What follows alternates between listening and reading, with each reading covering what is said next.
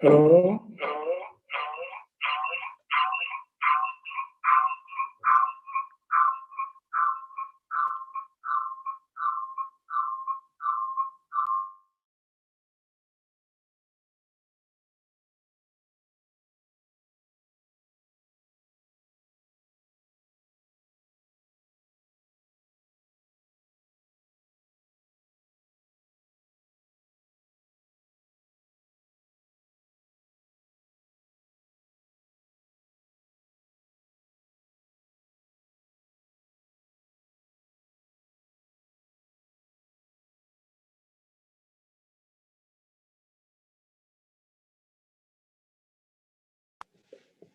Hello? Honorable members, did you hear me? Good morning, Honorable Chair. How are you, man? I'm well, thanks. And how are you, sir? No, I'm good. Yes, we are just waiting for one member to form a quorum, and then the meeting will start, sir. Okay. Thank you, Chair. Thank you.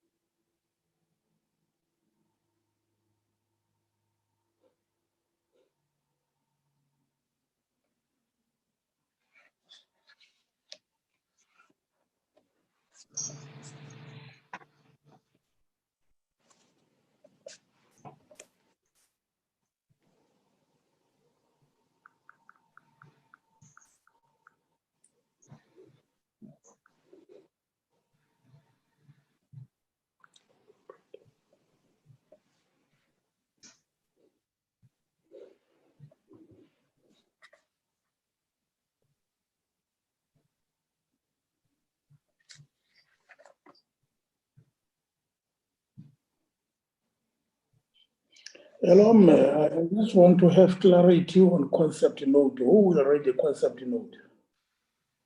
Is you as a secretary?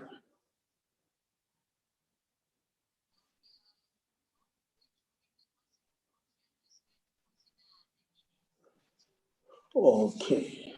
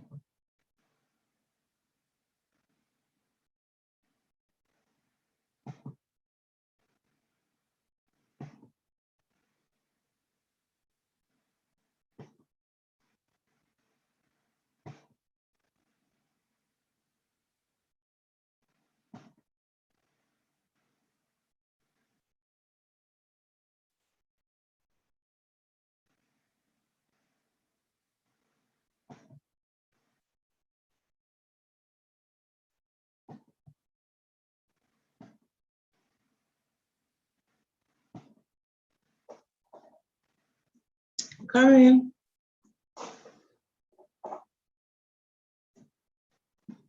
Everybody look at.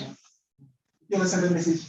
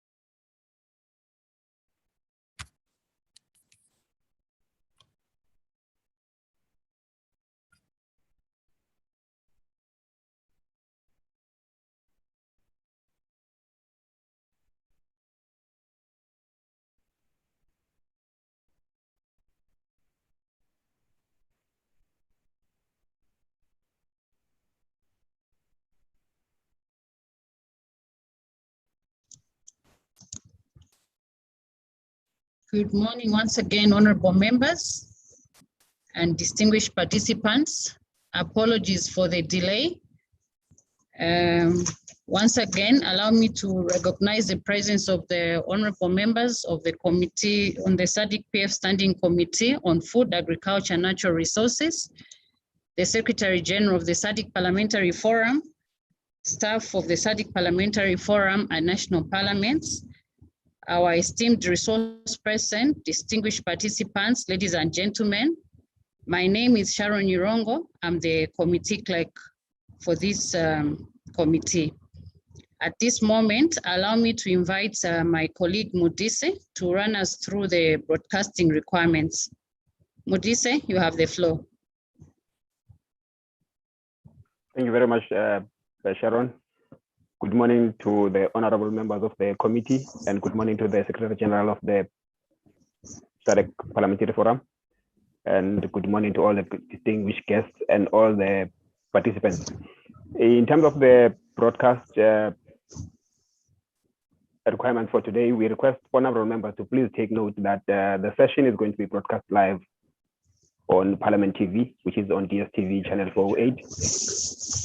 We are also going to be streaming live on various social media platforms, which is your Twitter, Facebook, and YouTube. I request the honorable members to please bear that in mind as they continue with the proceedings of the meeting today. In terms of the requirements, honorable members, we request that honorable members to please ensure that there is no interference in terms of the pictures and the videos that they are providing to the service, as this is going to be an uninterrupted broadcast of the session. Members would request you to please ensure that you keep your videos on all the time when you take the platform.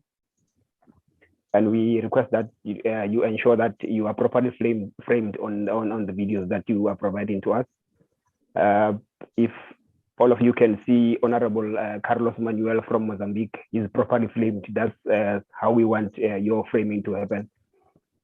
Make sure that your entire head appears on the screen, and make sure that parts of your shoulders appear on the screen as well. You can look at the picture that I've provided. The reason that we need your shoulders to appear is to ensure that your name appears at the bottom of your just about here on your face, because once you slouch and you are at the bottom, say for instance you are appearing like this, we'll end up having to get your name on your face like that. So we request honorable members to please, when you adjust your video, make sure that there's space around you. You are in the center of the video, in order to ensure that we get to capture you properly. And also, honorable members, we request that you consider the normal decorum that you'd observe when you are in a sitting of Parliament. That when you ensure that the environment that you are in, what I'm trying to say is that there's got no interference. There are no people that are walking around. You keep your microphone on when you are not allowed, when you have not been given an opportunity to speak. If you have to leave your laptop unattended, to make sure that you switch off your camera as well, so that when people walk into the room that you are using, there's no sort of interference that would happen. That's it from my side. Thank you very much, Honorable Chair.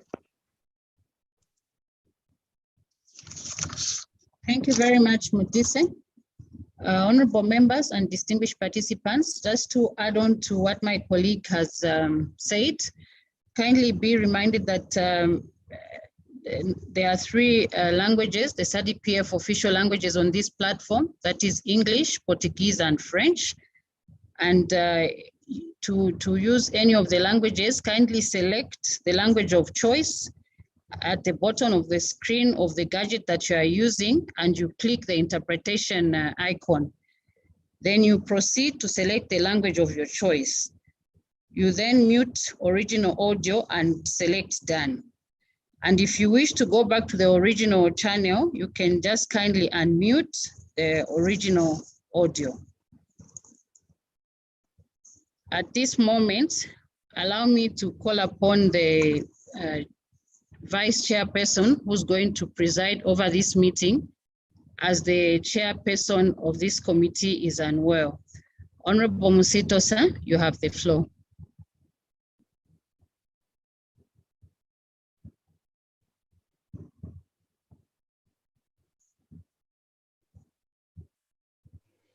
Thank you, Sharon.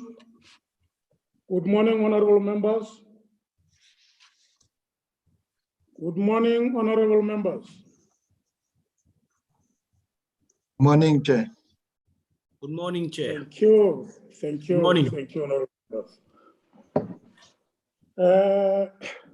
I'm very glad to have this opportunity to chair this Standing Committee on Food and Agriculture and Natural Resources. So we will start our program or agenda by getting credentials of delegates and apologies for today. Could you please, Sharon, if you have those apologies, to give us the apologies so that we'll be able to go on with the meeting. Thank you, Chair. The honorable members present include the Vice Chairperson, Honorable Musito from Lesotho.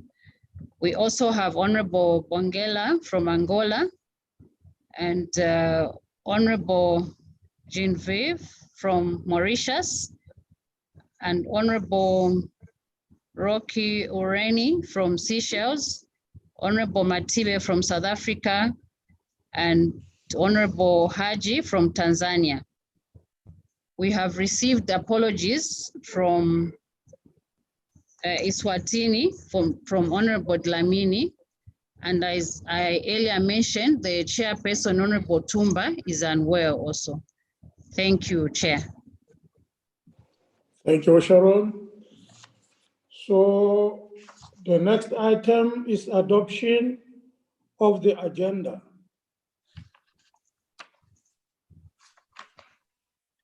So I don't know whether it's the chair who will read the agenda or the clerk of the committee will carry on reading that agenda. Thank you, Chair. I can quickly share the agenda. Thank you, Sharon. Caron.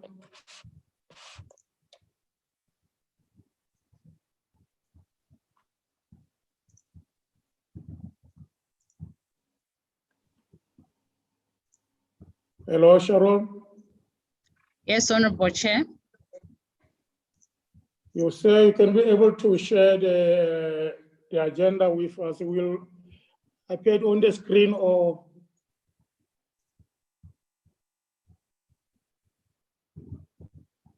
you will put it on the screen. Yeah, yes, Chair. Just give me a minute or so. Let me just share the. Okay.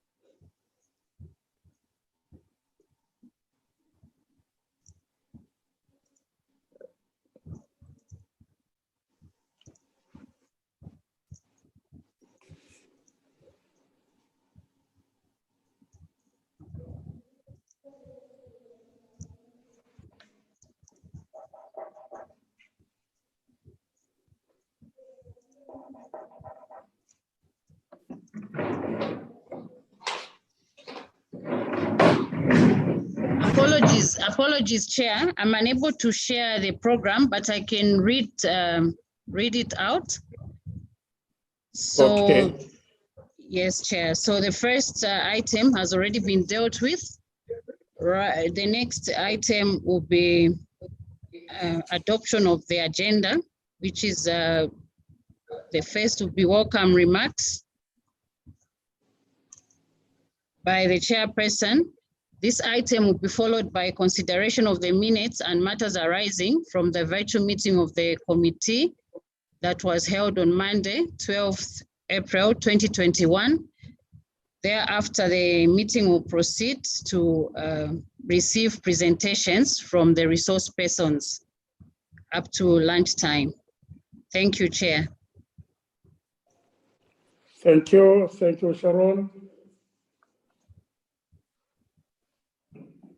We are now have to adopt the agenda. So, is there any matters arising there at the agenda, or there's something that we want to edit on that agenda, or the agenda is, we can adopt it as it is? Or we can add anything, is it anything that we can add on agenda?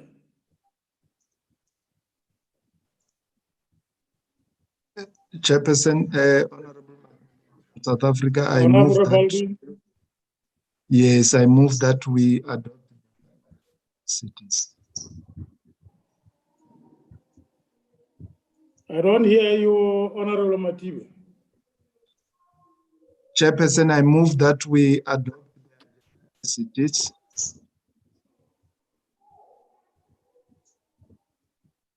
Am I audible? Mr. Matibe? Am I audible? Yes, come again, sir. I move that we adopt the agenda as it is. Okay, thank you, Honorable. Mr. Matibe, move that we adopt the agenda as it is. I now put the question that the agenda, we adopt the agenda as it is. Is there any objection?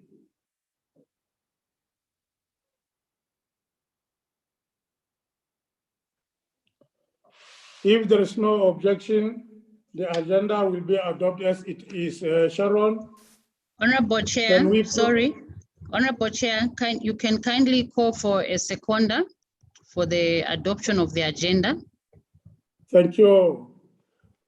Who is the seconder for adoption of the agenda? The seconder?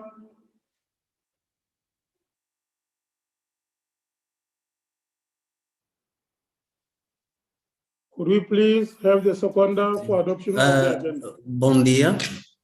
Honorable Manuel? Sim, bom dia, Excelência.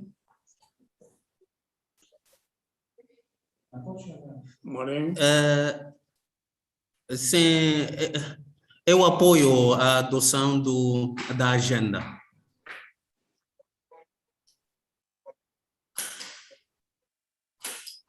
The adoption of the agenda has been seconded.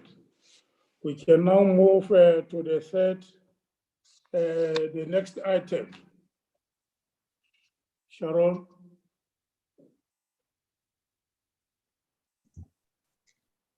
Yes, Honorable Chair, you can kindly go ahead and deliver your welcome remarks, sir. Thank you, honorable members.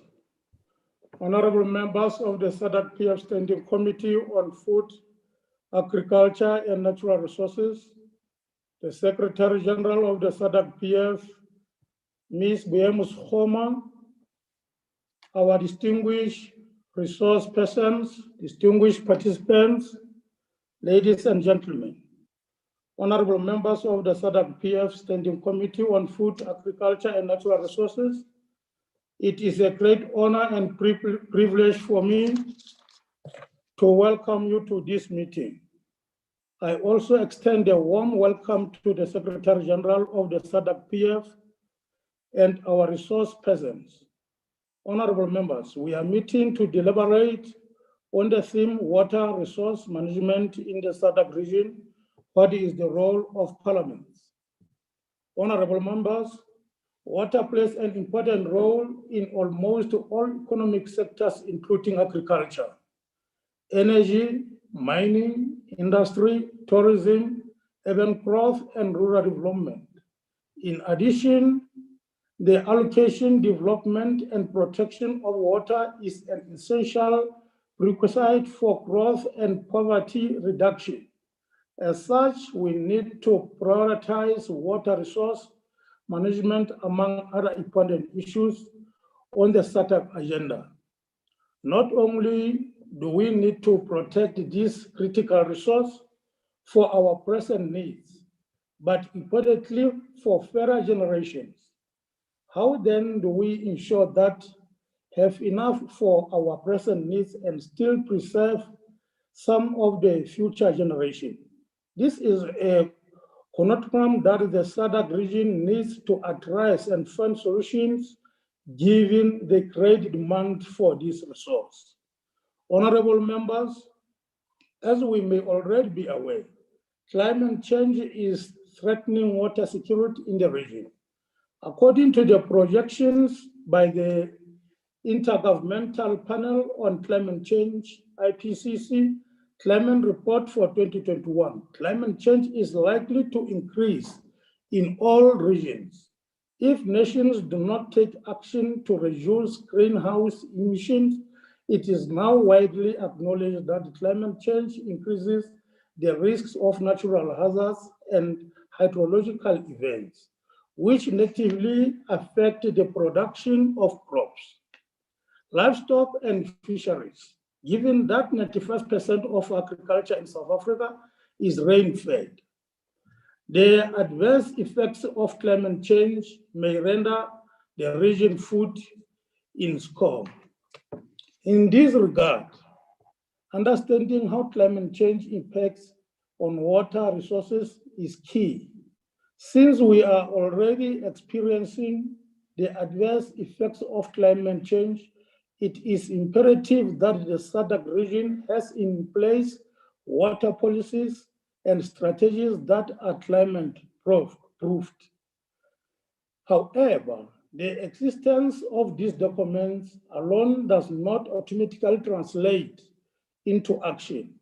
We as parliamentarians need to utilize our oversight function and ensure that the goals and objectives interacted in policies, model laws, and strategies are implemented and or domesticated as the case may be. Let me state, honorable members, that attainment of some of the SADC regional commitments and indeed the global development goals are dependent on ensuring that the regional is water secure. As a result, we need to ensure that we devise or strengthen existing measures that are aimed to ensuring protecting and harnessing water resources in the region. Given the foregoing, honorable members, we need to ask ourselves, how responsive are we as a region with regard to the challenges that face the managing this water, especially the shared water courses? Therefore, the need for SADC countries to cooperate over the use of water cannot be overemphasized. We are all aware that SADC community recognizes the need for great cooperation regarding shared water courses. In order to foster cooperation on this matter, there is in place a SADC protocol on shared water courses, which aims, among others, to foster closer cooperation for judicial, sustainable, and coordinated management, protection, and utilization of shared water courses, and advise the SADC agenda to regional integration and poverty alleviation. However, despite such efforts, the region continues to experience governance challenges, especially on shared water courses. Honorable members, it is gratifying that some countries in the region are enjoying the benefits of joint water projects. Some of these include the Lesotho Highlands Water Project between Lesotho and South Africa, and the Konati Basin Project, South Africa and Swaziland. Such successful undertakings is testimony enough that there are opportunities that exist in the midst of the challenges that we face in managing our water resources. The onus therefore remains for other SADC countries to emulate what other countries are doing in the region. Honorable members, you will agree with me that water infrastructure is a critical component in the provision of sustainable water resource management and services, more so as climate change becomes a staggering reality in the region. We are compelled to rethink the design of our water infrastructure to that which can withstand extreme weather events.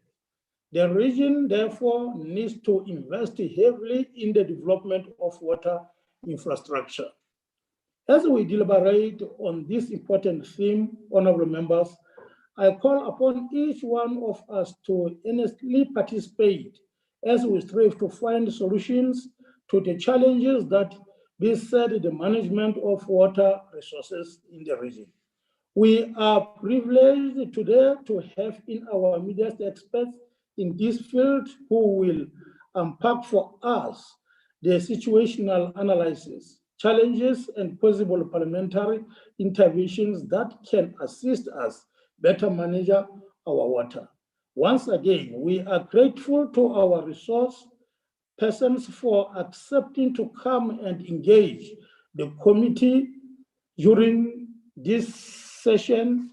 As I earlier alluded to, there is need for consistent efforts for member states to harness, develop, and manage this precious resource as it plays a key role in our socio-economic development. It is now my honor and privilege to declare the meeting of the Standing Committee on Food, Agriculture, and Natural Resources officially open. I thank you.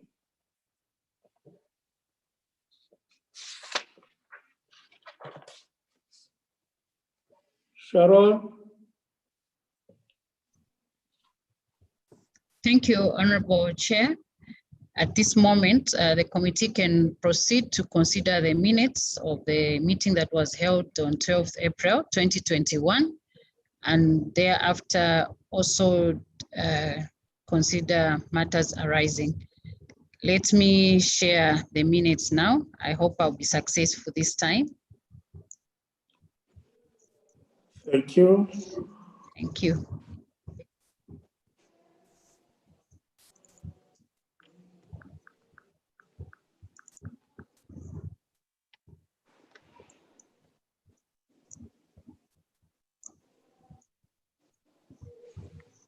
Are you able to see the screen? No, Honorable no. Chair, you are not able to see the screen? Is not Have they released rights for you to share? Pardon? Check ICT to give you rights to share. Thank you, SG. Or whoever is an ICT, email them the documents they must share on your behalf. Thank you.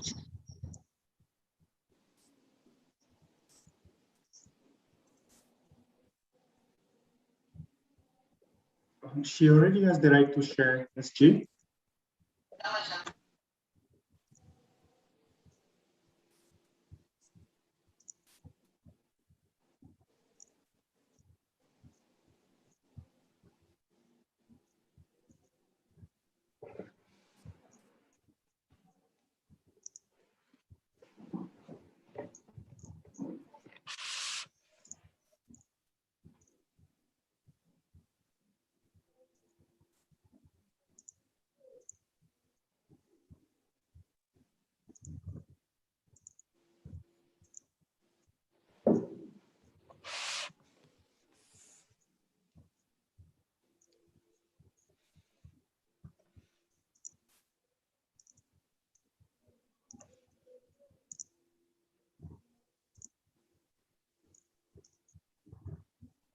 Sharon, send it to me. I'll share for you.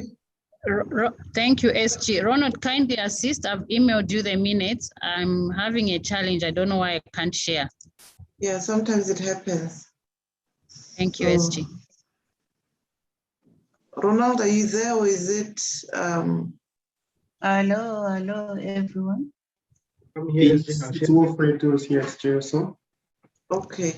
You'll be able to access Ronald's email.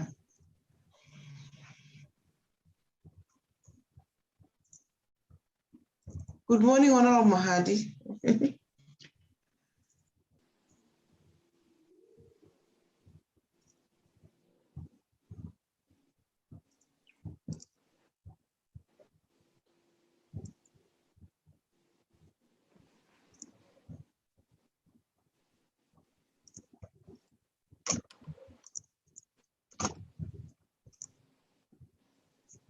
Chairperson, hello, sir. yes, I was saying in the emails that we received with the link, we also received the minutes. I don't know it's whether other honorable members were able to receive the minutes. If they Okay, had, if they can be, Yeah. able to retrieve the minute, we can carry on. yeah, because we do have the minutes. Yeah. That's I true. agree with you, Honorable. Honorable members, could you please retrieve our minutes from our iPads or phones so that we can go on?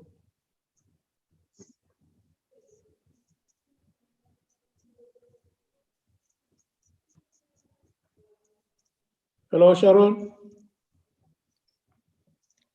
Yes, Honorable Chair. We can go on, we will read it from our emails. Thank you, Chair. Kindly go on. Yes. Okay, there you are.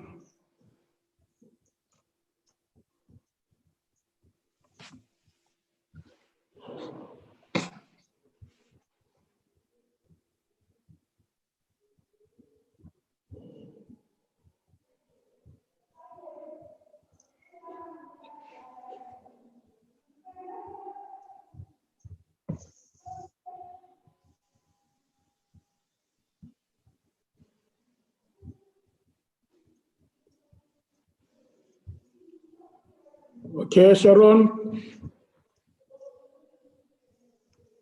Yes, Chair. Go on. They are now appeared on the screen. Wilfred, are you able to get me? Yes, ma'am, I can hear you. Okay, you can kindly move the screen. What should I do? You can move the screen as the members are looking at the minutes. Okay.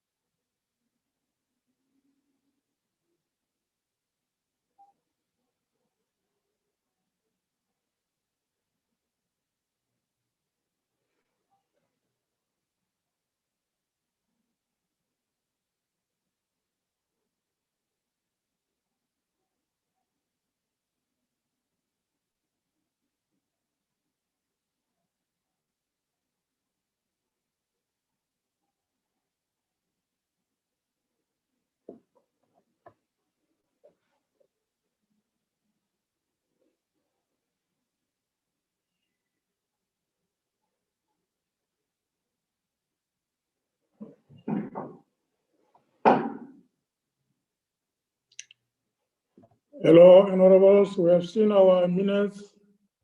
Is there any matters arising?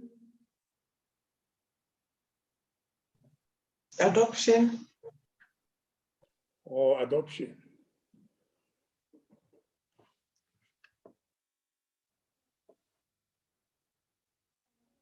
Honorable members, we are now have to adopt the minutes. Who's moving for adoption? Chairperson, I move for the adoption of the minutes. Honorable Matibe move for adoption of the minute. The seconder? I second Honorable Chair. Honorable Mahari, second the motion. Yes. Thank you, Honorable. The minutes were now adopted. Is there any matters arising on the our minutes? Any matters arising?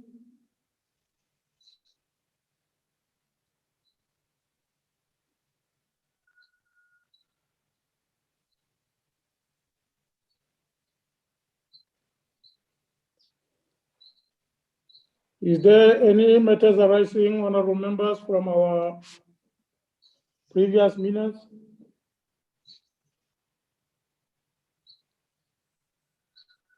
If there is no matters arising, we can go on, Sharon. Thank you, Chair. The next item. Thank you, Chair. Wilfred, maybe you can stop sharing the screen. Thank you. Honorable Chair, honorable members and distinguished participants, we'll now move to the presentations. And also just to advise that we did not get confirmations for the resource persons who were supposed to make presentations in the afternoon. Therefore, we only have resource persons or presentations just for this morning. So the first presentation is going to come from Ms. Beauty Shamboko Mbale, who is the Freshwater Program Manager from the Worldwide Fund for Nature. Her presentation will be followed by a presentation from Global Water Partnership Southern Africa and the SADC Secretariat. They have the Global Water Partnership and SADC Secretariat have decided to combine the presentation because they usually work together on this theme. In that regard, the presentation will be delivered by 4 people. The first part will be done by Dr. Patrice Kabeya and Mr. Duncan Samikwa from the SADC Secretariat, and the latter part will be delivered by Mr. Andrew Takawira and Mr. Kidani Jembere. So the presentations will follow that order. Honorable Chair, you can call upon the first resource person to make her presentation. Thank you. Would please the first presenter come and deliver his presentation. I forget he or his name, but I think is Mrs. Beauty. Yes, Honorable Thank Chair. you. Thank you. My name is Beauty Mbale. I'm with WWF. I have 2 screens. My laptop, the camera is not showing. So I'm using my handset for the video, and then we'll share my screen using the laptop. So it's a great honor to be able to present before you, our honorable members. And we are looking at the water resources management in the SADC region and what the role of a parliamentarian is. And it's largely not actually a prescriptive presentation, but more a presentation that would then lead us into some form of discussion. There are a few points that at the end of the presentation, it would be good to hear the thoughts of the parliamentarians. So the outline of the presentation is that I will give a general overview of the water availability in the SADC region. And please just let me know if my internet begins to, I'm having a bit of challenges with the internet. So if I begin to sound like an alien with my voice dragging on, please let me know. And then I can see what, maybe just switch off the video. There's also the distinct characteristics of the SADC region. I'll also then look at the current policies and strategies largely for the region and delve a bit into the challenges in as far as water resources management that the region faces. And lastly, quite a number of slides that then speak to what the role of the parliamentarians in water resources management for the region could be, with quite a number of questions that that would be posed. So the SADC region is an expansive region, and one of the key aspects of it is that it has unevenly distributed water resources compared to its population and its settlement pattern.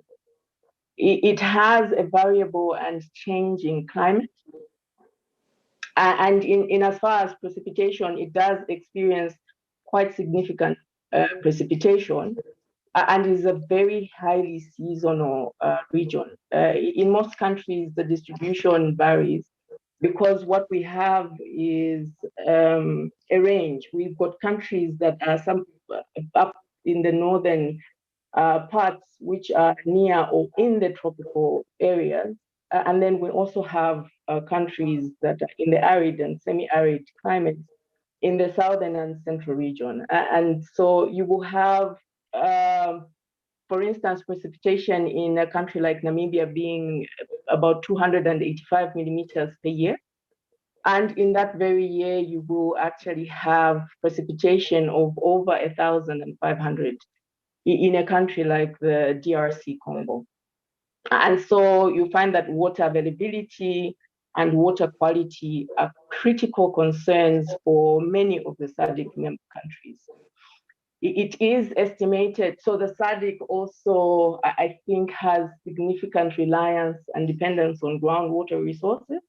That's something that actually is a defining aspect. And it is estimated that the groundwater supplies cover roughly about 27% of the water needs of urban communities and 35% of those in the rural communities. And so this is basically, these are two maps that show distinct characteristics of the SADC region. The first map gives you the surface water resource distribution, and the second one gives you the one for groundwater resources, the distribution. And what you will notice from both maps is basically that the water resources are actually transboundary. So when you're talking about the river basins, most of these river basins lie in more than one country.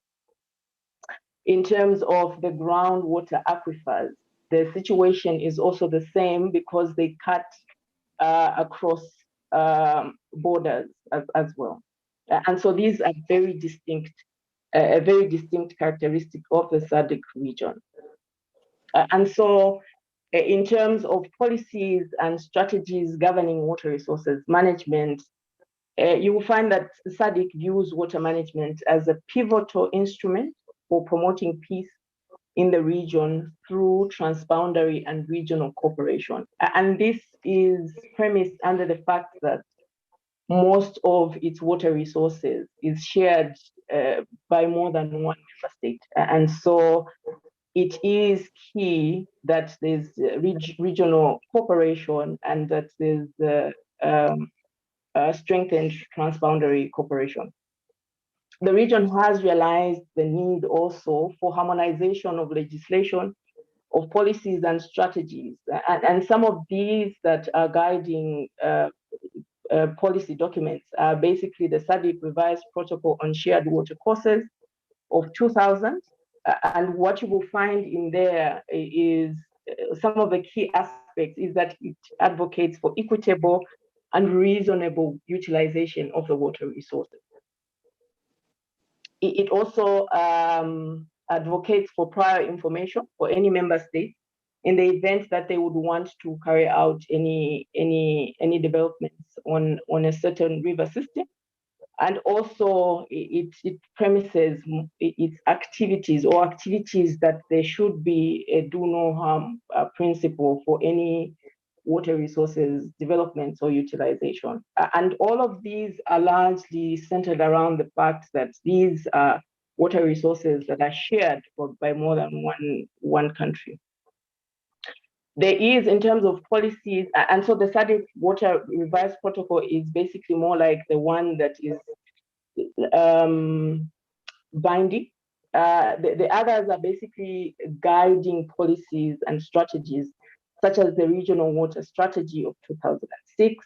You've got the strategy, the SADC Regional Water Policy, which also recognizes the fact that the environment is a resource base and that it's also a water user in the region.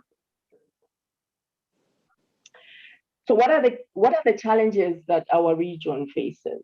For one, is that groundwater. So groundwater is a significant source of water for us.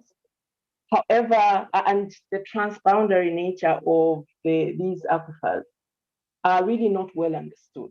And so the availability of a groundwater resource is difficult to ascertain, because also that it doesn't really just stay in one country, but then is shared by a number of countries.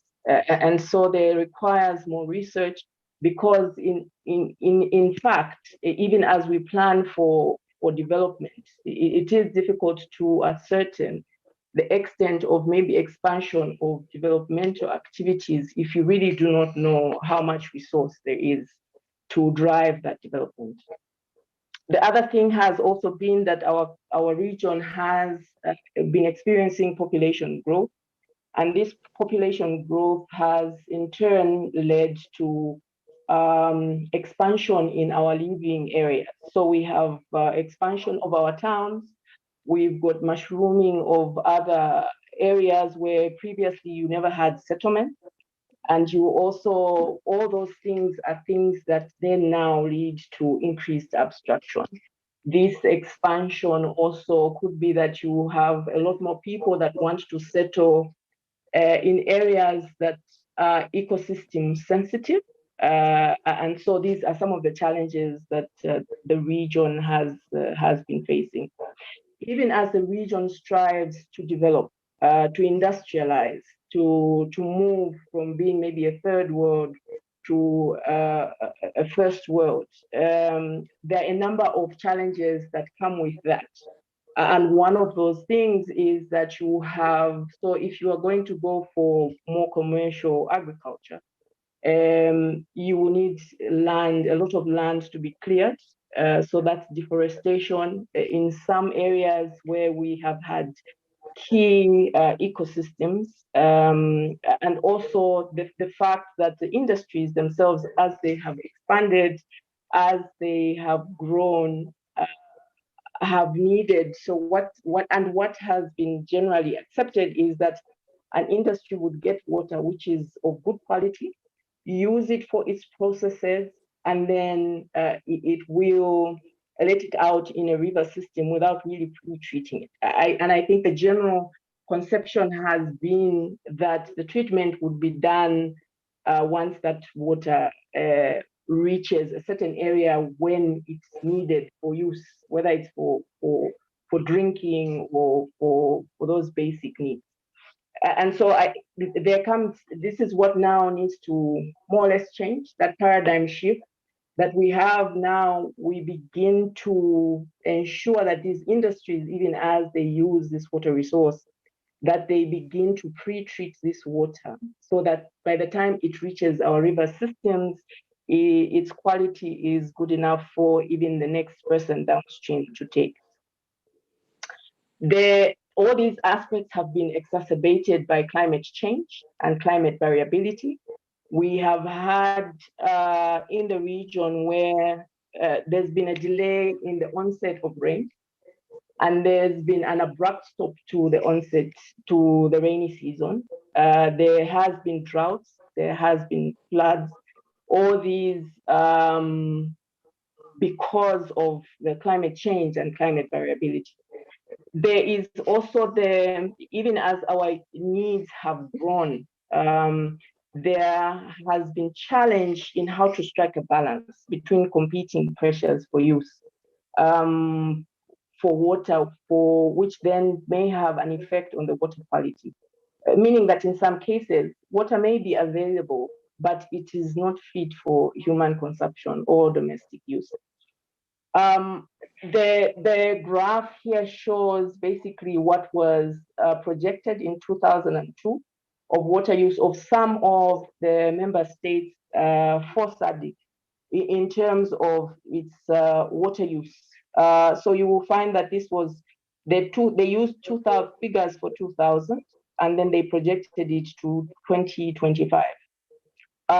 You will notice that a country like Zimbabwe, it doesn't really seem as though there's a significant jump in its water use, largely because Zimbabwe, and I think as well as South Africa, are one of the two countries that have really tried to retain most of the water that falls into their river basins through dams, through construction of dams. Most of our countries have not done that, and you'll find that most of the water that falls through then, as they say, find its way to the Indian Ocean or the other ocean, the other side. And so you will find that what was projected was an increase in water use. But what was also projected was that over time, there would be water stress, because you now find that you have increased water usage, but then the source of the water is not so much. Lastly, the transboundary nature of many of the basins means that when you're developing the upstream, it has an effect on the downstream part of the river. And so these are aspects of, say, for instance, if you dam a river for water supply or for irrigation or hydropower upstream, you will find that the downstream will now begin to receive less water because of what has happened upstream. And those have been the dynamics of the transboundary nature of our water systems. So having said that, and having given all these challenges, what would be the role of a parliamentarian? First of all, and key, is political ownership. So there has to be a political ownership and leadership in aspects that have to do with water resources management. The parliamentarians are basically the representatives of the electorate in the various areas, and therefore there is need to mobilize the public and raise awareness of these very challenges that we have looked at, and many more. Also, the parliamentarians are the ones that we look to for strengthened implementation activities for the protection of water resources. And so providing checks and balances and ensuring that these implementation that have been committed to are really being undertaken is a role that the parliamentarians would be able to ably undertake. The fact that we have transboundary water sources, that there will be the problems when you construct, say, maybe a dam upstream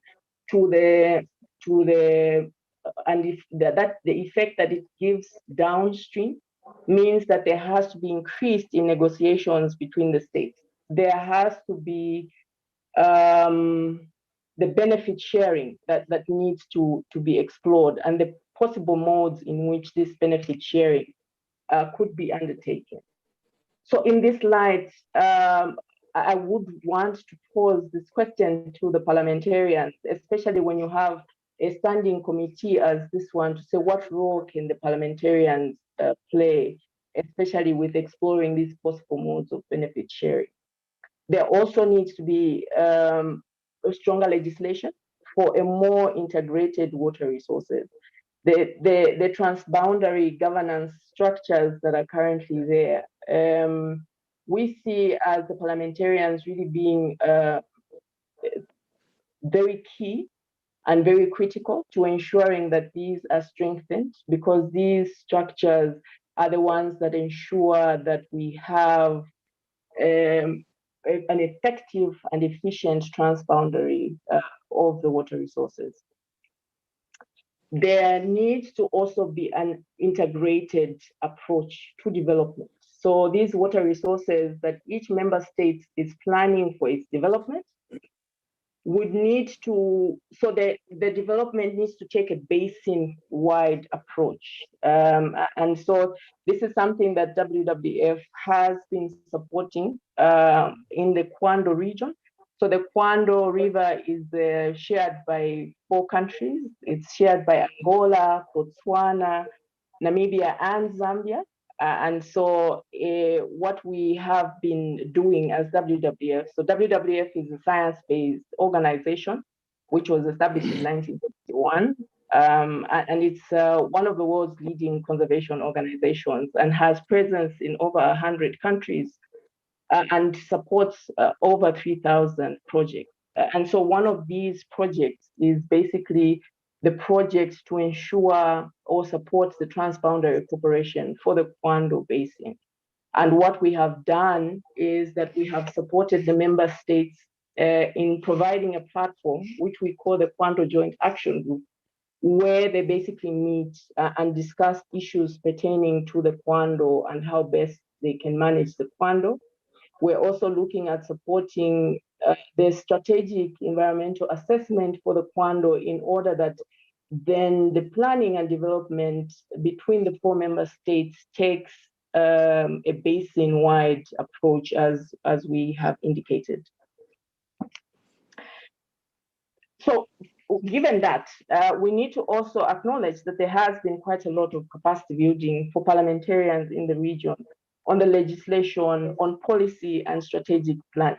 So our parliamentarians are very astute in as far as the policies and guiding strategic plans that are involved in the region. However, I think the challenge might be in how these regional policies and strategies then cascade to the country level, to their respective countries. For instance, in as much as we have these policies that espouse integrated water resources management, do we, in our countries where we come from, do we have these, the principles of integrated water resources? Are they enshrined in our national legislation?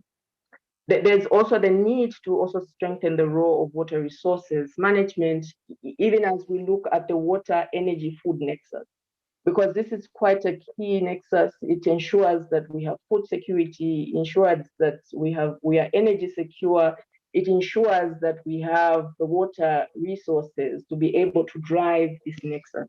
However, the question would be, the policies that speak to the energy policy, the policies that speak to agriculture, the policies that speak to water, are we sure that they are in sync in our respective countries?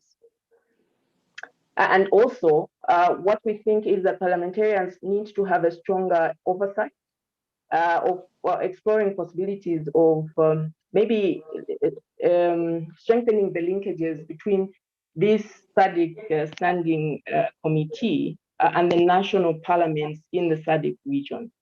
For instance, I'll give you an example. We have what we're calling the AFRI 100 campaign. The AFRI 100 campaign is a campaign under the Forest Landscape Restoration that we have been supporting. And it has, this is where African governments have committed. So we did realize that most of our forest areas are being degraded. And so this was a call to action for the countries to come in and commit land for restoration. And so 31 countries have committed to restore approximately 128 hectares.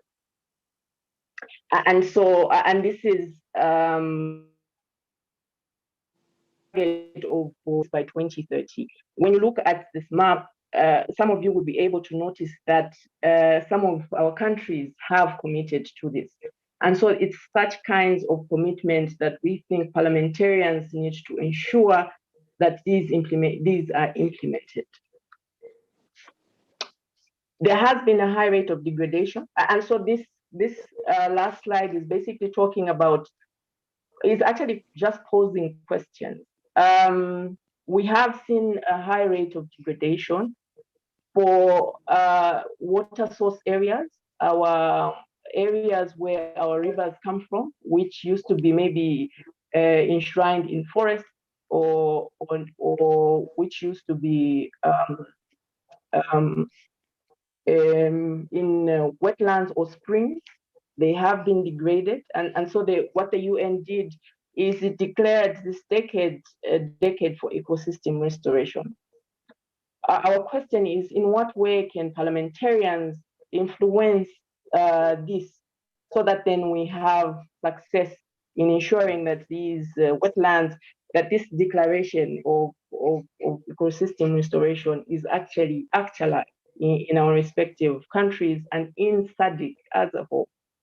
There are key recommendations that come from Conference of Parties. I'm sure there are some of our parliamentarians here that will travel to Glasgow in November next month, where you have the climate change conference. The question is, how can our parliamentarians closely monitor progress in implementing the key recommendations that will come from the COP26. This ends my presentation, and on that very inquisitive note, thank you so much, Honorable Chair. Thank you, Beauty. Really, we thank you on behalf of the committee members. I want to thank you for your presentation.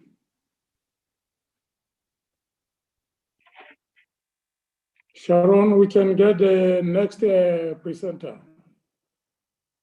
We really thank you, Beauty. Thank you, Chair. Dr. Kabea, I'm sure you are with us. Yes. Okay. Thank you so much. You can kindly go ahead. I'm just trying to find the presentations. Thank you.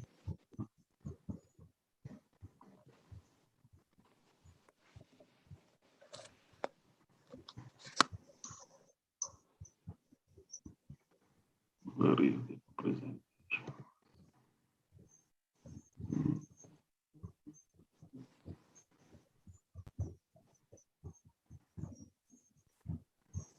Is it okay, Sharon?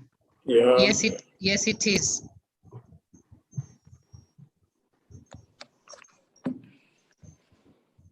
No, thank you very much. Thank you very much, Chair of the PF Parliamentarian Forum, and for really giving SADC opportunity to make a presentation in very important topics, which really has got a great importance for the region in terms of driving a number of sectors, especially the food security part and agriculture production and the other areas of critical economic interest. Now, our presentation is my name is Dr. Patrice Abe. I'm the Senior Program Officer in the water sector.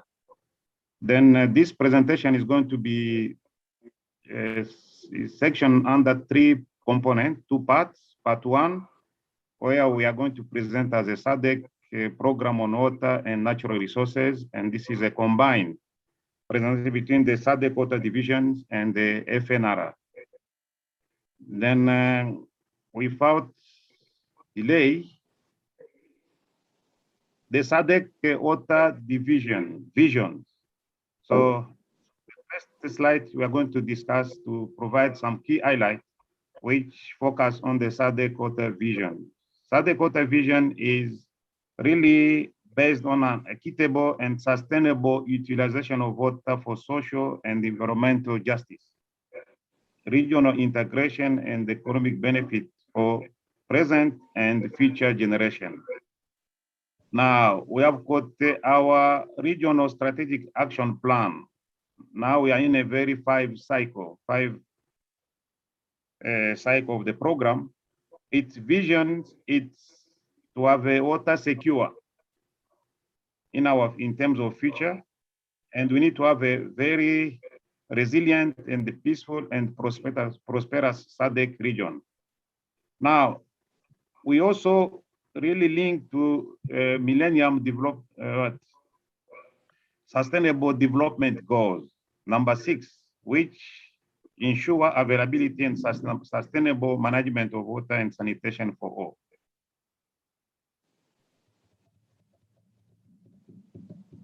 Then under the SADC water program, which I did say that we have got a 5-year, which is a regional strategic action plan to deliver on the aspiration of SADC as articulated in the regional indicative strategic development plan, regional infrastructure development master plan, and the sector policy and the strategy.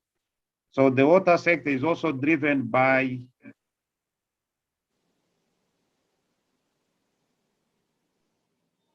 governance and the integration pillar. We have the water infrastructure development pillar, and we have the water resource management pillar. Then in terms of key policy, strategy, and framework, I think this has been already highlighted by our first presenter. We have got the regional protocol on shared water costs, which really focus on the transboundary cooperation joint program in order to have a joint benefit among the basin. Then you have got also regional water policy 2005 and the regional water strategy 2006.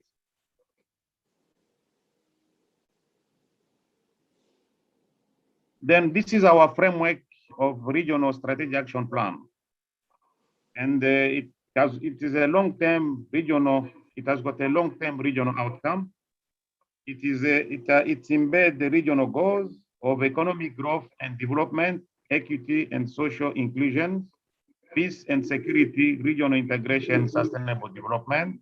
It has got also regional integrated development, where we look at energy security, safety, security from water related disaster.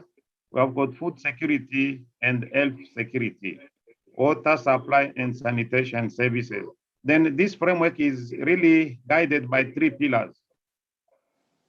In order to achieve regional water security, we have got governance and integration, infrastructure development, and water resource management. It's also embedded, it has got also element of gender, capacity building, research, and development, as well as knowledge management. Now, under the key policy, strategy, and implementation framework, and this is the section for the FNRI to take over, and then I'll come in before we conclude our presentations. Over to you, Duncan. Thank you, Dr. Kabea. Through you, Chair, honorable members, under the food, agriculture, and natural resources, we've got we've got one major guiding policy, which is the Regional Agriculture Policy 2014. And when the policy was formulated, we came up with the Regional Agriculture Investment Plan, which is costed And apart from that, we also have the food and nutrition strategy. So in the next few slides, I'll show how these talk to the water issues. The regional agriculture policy has got 4 specific objectives. The first one is to enhance sustainable production, productivity, and competitiveness. The other one is to reduce social and economic vulnerability of the population. The other one is to improve regional, international trade and access to markets.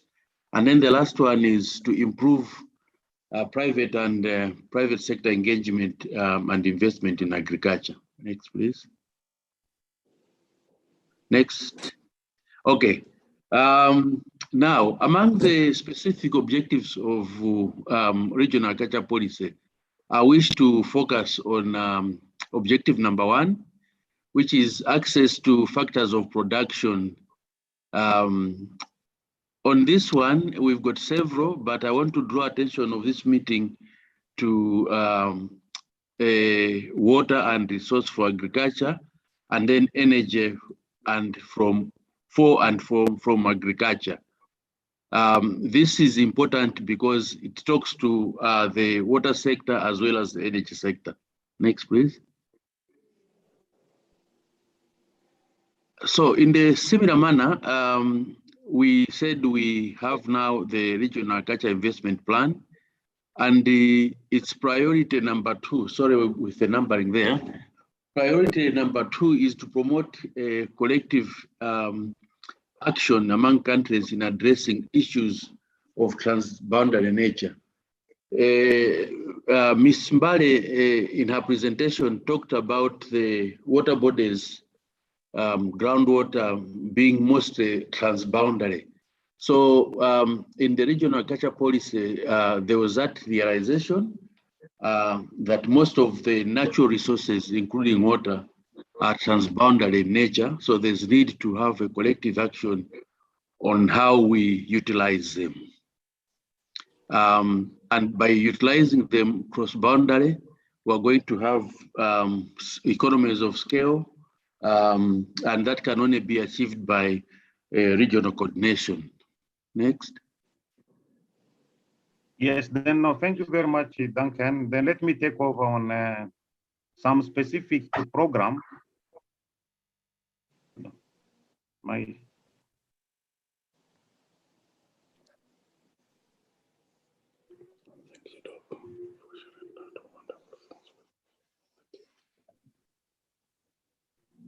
Let me see.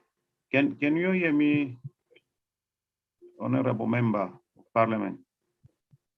Yes, Doc. Yes, Doc. Okay.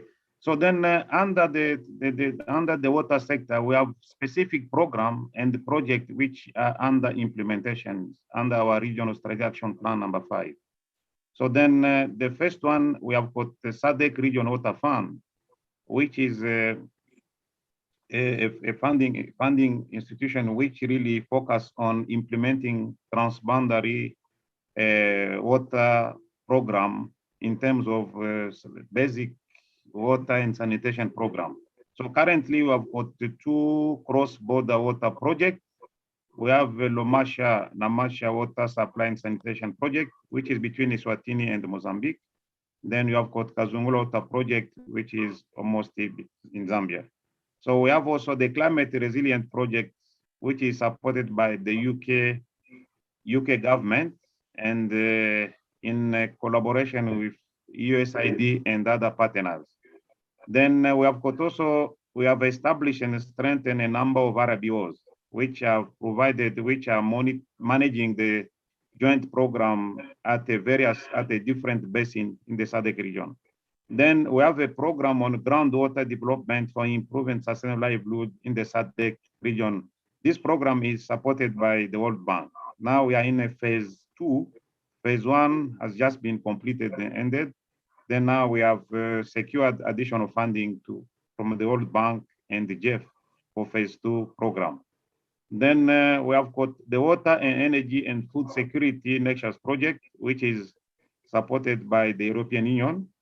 And this project was very critical because it has helped us to help the SADC region to come up with a framework, what we call water and food, water, energy, food web framework, which was adopted, approved, endorsed by ministers responsible for water in October 2020. Now that framework needs now to be operationalized. I think this is where we need really critical support from the Member of Parliament to try and strengthen, to try and help us to help the SADC region to implement that program, that framework, in order to build capacity and promote projects of joint of water, which contain water, energy, and food security investment program. Then we have got also cross-border WASH project, which is COVID related because of the response of COVID. SADC did receive some funding from the German government to try and implement in an emergency way some WASH project. Currently, we are doing some experimental pilot project between Republic of South Africa, border of South Africa, Zimbabwe, and Churundu. So as a first pilot project, if we succeed, then we shall resource mobilize for other borders. Then there is also the Songwe River Major Transboundary Water Cooperation Infrastructure Project. We have got this Songwe River Multi-Purpose Infrastructure Development Project, which is between Lesotho, Botswana Water Transfer Project, Lesotho Island Project. And in terms of capacity development,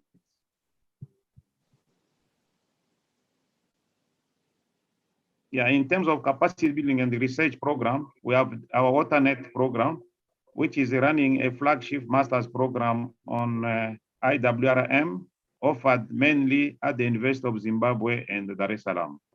And we have got also Southern Africa Nepal Water Center of Excellence program.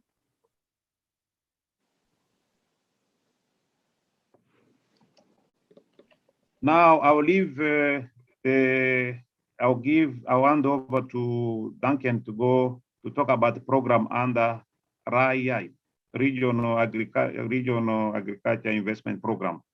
Over to you, Duncan. Thank you, Doc.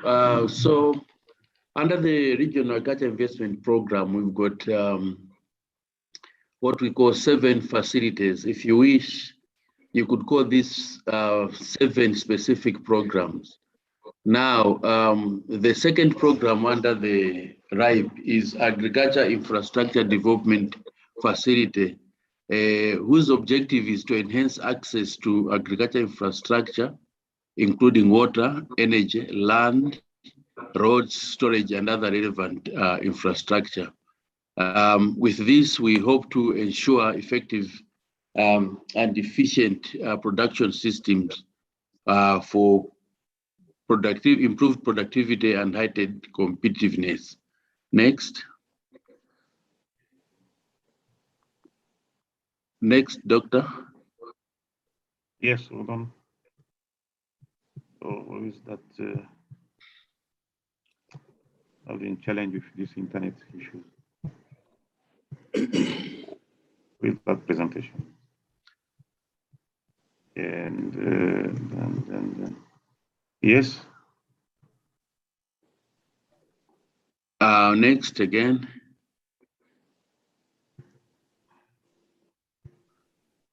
Okay. Okay. So I talked about 7 facilities, but I just highlighted those facilities that talk to water resource management. The others, like food and nutrition security, environment, all these are integrated, but under the focus of infrastructure, that's where we, as the Food, Agriculture, and Natural Resources Directorate, collaborate with our colleagues in the Water Division and our colleagues in the Energy Division, specifically in the WEF Nexus framework, as you see the presentation, which comes after the SADC Secretariat presentation by the Global Water, that we are collaborating with the section of water in SADC, as well as the Global Water Partnership, which is implementing a program under SADC. That's all from Agriculture, Chair. Yeah, thank you very much. And I've already talked about infrastructure development, and there are some few other projects which really require particular attention, like the one in Chirundu cross-border water supply sanitation project. This was supported by GIZ funding and the UK government. The feasibility study was completed. Then this will benefit the Republic of Zambia and Zimbabwe. So we are still trying to mobilize the resources to implement this particular program. Then I've already talked about the Lomasha one. Then in terms of industrialization and Nexus Approach, regional framework for WEF Nexus concept implementation has been developed.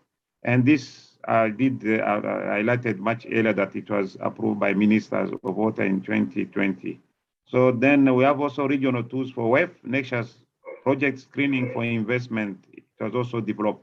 This will assist to determine the potential of investment project, which really has got that potential of combining the three sectors in WEF, water, energy, and food security, and the criteria. Then we are now in the second phase of funding support secure to upscale WEF Nexus dialogue and testing of developed framework on the ground. Then there will be capacity building program, developing guidelines to guide the implementation of the WEF initiative in the SADC region. Now, in terms of water resource management for sustainable development, I did really explain much earlier, I highlighted earlier that we have got the SADC Groundwater Management Institute, which is based in South Africa, which is a center of excellence, which is now fully established, and the operation has been working on a long-term sustainability. And the first phase was really completed. There were some livelihood demonstration project. Most of projects were completed except for Angola and other countries. But I think by the time this project was almost by June, most of the 95% of the project were mostly completed. Now, the first phase has been supported by the World Bank because of the success of this particular project and because of the importance of groundwater to complement surface water in order to avoid the gaps in the water sector. So then we have, in terms of RBO establishment and strengthening, we have got newly established and operational. We have got this Kuvelai Water Course Commission, which is Angola and Namibia. They are working now on institutional sustainability strategy. There are some new just establishing RBOs we are emerging. We have got in Komaputo between Eswatini, Mozambique, and South Africa. RBO has just been established, and interim secretary is already in place. We have got this Tri-Basin Buzi, Pungwe, Sev, Tri-Basin RBOs, which is Mozambique, between Mozambique and Zimbabwe. So the country already committed themselves to establish this RBO. Negotiation are still going on hosting agreement and specific basin agreement. Now, in terms of stakeholder engagement in the water sector, we have several gender capacitation activities were implemented in several areas, budgeting for gender mainstreaming, gender in infrastructure development.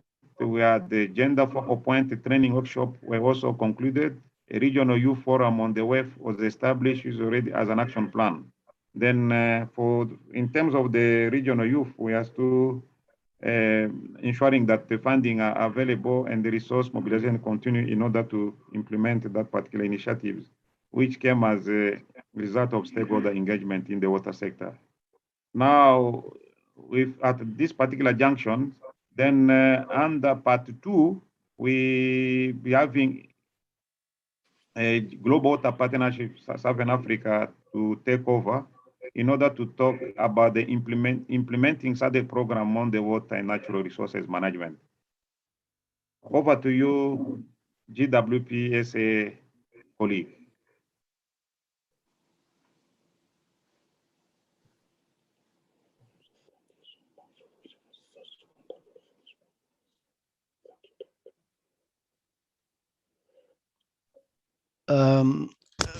Good morning. Good morning, honorable members Dr. Kabea, if you can stop sharing, I can share from my side. Thank you very much for that. Yeah. No problem. No problem. Let me see. What is it? Stop share.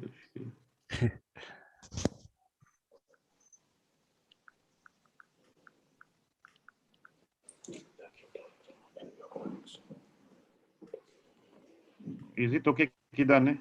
Yes, thank you very much. Thank you.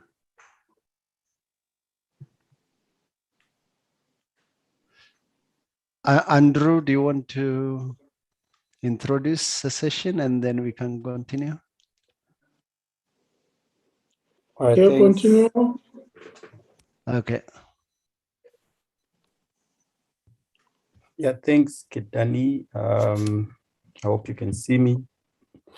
Yeah, so as introduced by Dr. Kabea, we will just give an overview on some of the programs that are being implemented by the implementing partners in the region and give you a bit more information on how these partners are collaborating with SADC. And then my colleague, Kidani, will focus on how the Global Water Partnership is working in particular in addressing some of these challenges. So maybe you can move to the next slide, Kidani. Yeah, so these are the challenges. Just recapping what our colleagues from WWF have talked to. The issue that water resources in the region are not distributed uniformly.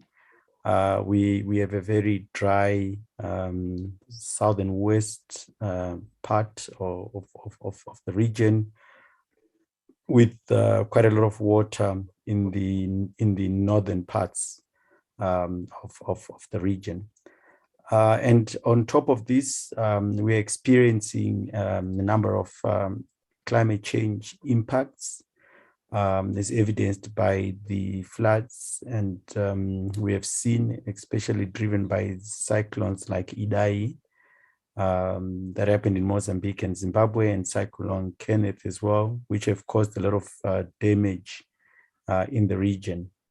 The issue of drought as well is being critical, and a lot of our water sources are drying up, and also the groundwater is depleting. As we know, a lot of people in the region actually use groundwater, especially in the rural areas. They depend on groundwater, and this resource is depleting as more and more droughts occur. People tend to use groundwater.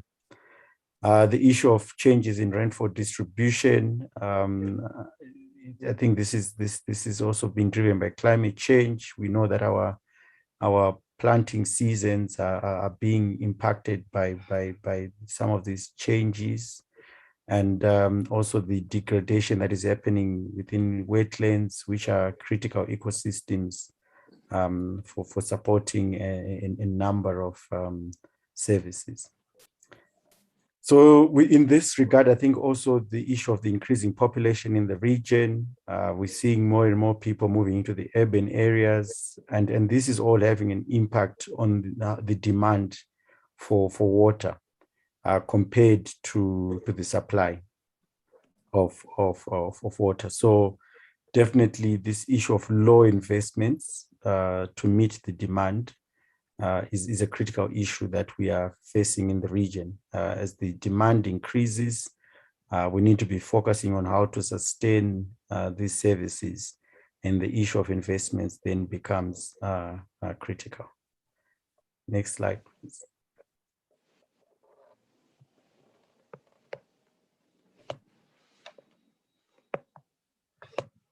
Yeah, I think Dr. Kabea already talked to this, but this is just to show that in the region, a lot of our resources are shared. We have about 15 shared river basin, the big one being the the Congo, the green one that you can see there on the screen. We've got the Zambezi, which is shared by 8 countries from Angola, Zambia, Botswana, Zimbabwe, Namibia, Mozambique, Malawi, and Tanzania share the Zambezi in the Zambezi River Basin. We also have the Okavango, which is the yellow one, shared between Angola, Namibia, and Botswana. And then we have 2 basins shared by Angola and Namibia, the Kunene and the Ikovelai systems. And then between Mozambique and Zimbabwe, there are 3 basins that are shared there, the Save, the Buzi, and the Pungwe. We also have the Limpopo River Basin, which is shared between Mozambique, South Africa, Botswana, and Zimbabwe. And then the Orange Senku, which starts off from the mountains in Lesotho through South Africa, shared by Botswana and Namibia. And we have the Inco Maputo system also with Eswatini, South Africa, and Mozambique. And then the Rovuma between Mozambique and Tanzania. So these are sort of the main river basins. So you can see that what really drives our water resources management in the region is the issue of transboundary water cooperation. And to implement this, as Dr. Kabea said, there's the SADC protocol and a number of river basin organizations or shared water course institutions have been formed to manage the different shared water courses that I just shared with you in the last slide. So this is just a list. I won't go through it, but just a list to show that there are these intergovernmental organizations that are guided by the shared river, the shared water course protocol in the region to oversee the management of these basins. So these are very critical, and a lot of these agreements are actually passed by yourselves, honorables, to allow this work to happen. These agreements are ratified within the parliaments. Next slide, Kidani. Next slide, please. Yeah, now just to talk about other institutions in the region that are supporting also management of water. The SADC Groundwater Management Institute that Dr. Kabea referred to brings all the member states, 16 now member states, to form part of this groundwater institute through a subcommittee on hydrogeology. And this committee oversees and supports groundwater management activities in the region. Like I alluded to, it's a key source. So it is a subsidiary institute of SADC. It's hosted in South Africa, and all the SADC members form part of the committee that oversees the running of this institute. And the institute, the beneficiaries are member states who benefit from the implementation of the program. Yeah, next slide, please, Kitani. Yeah, another key institute that Dr. Kabea also talked about that drives capacity building in the region is the WaterNet, which is hosted by the University of Zimbabwe, but also works in a number of countries, and I'll come to that. But it has 78 members, mainly universities and academic institutions that are supporting capacity building with regards to water resources management in the region. It is also a subsidiary institution of SADC. Yeah, it's fine. Kidani, next slide. Yeah, the next slide just shows the how the organization is organized. Yeah, this is just the structure. I won't go through it because of time, but just to show that it is very much linked to SADC. And these are the objectives. So they offer master's and PhD courses. They also offer short-term professional training, and they contribute to the SADC research agenda on water through supporting a lot of research activities with their members. And they also provide outreach programs. Like every year, they support a scientific symposium where young scientists can come and present the work that they are doing. So they are really contributing to the capacity of sustainable water resources management in the region. Yeah, next slide, please, Kidan. Yeah, this is just the curriculum. Like I said, they work with a number of institutions in the region. I won't go through this slide in detail, but suffice to say that it is really a network of universities that are implementing a number of water resources management programs leading to a master's degree. Maybe the next slide, just to show you how the region has benefited from this, Kidani. Yeah. Okay, next slide. This is just, just to show what was on the previous slide. Oh, okay. No, I thought there was another slide that shows the numbers of people that have benefited, but it's a program that all of our countries have really benefited from with regards to the number of people who have been trained. So I'll end here, Chair. Just on a note to also look at some of the institutions, the RBOs, the SADC Groundwater Management Institute and WaterNet that are also critical in supporting water resources in the region. Thank you very much. I'll hand over to my colleague, Kidan. Thank you very much, Andrew. Honorable members, let me take you through what we are doing as Global Water Partnership in collaboration with the SADC Secretariat in terms of addressing the management of water resources in the SADC region. Basically, the GWP programs that are implementing the SADC, they are guided by the Regional Strategic Action Plan for Integrated Water Resource Management, as already covered by the SADC presentation by Dr. Kabea. One is the SADC Transboundary Water Program, mainly collaborating with a number of river basin authorities, river basin organizations, facilitating transboundary cooperation between riparian countries. The other one also mentioned by Duncan from SADC Secretariat and also Dr. Kabea is the SADC Water Energy Food Nexus program. We call it WEF Nexus program. That's another program in its second phase. There's recently a new program we started with SADC Global Climate Change Alliance program. That's the GCCA Plus program, we call it. And there are also a number of other GWP programs in support of the Africa Continental Water Investment Program. We call it AIP, that GWP is also implementing in the region. One is around the Gender Transformative Water Climate Development Program. We call it WACDEP-G.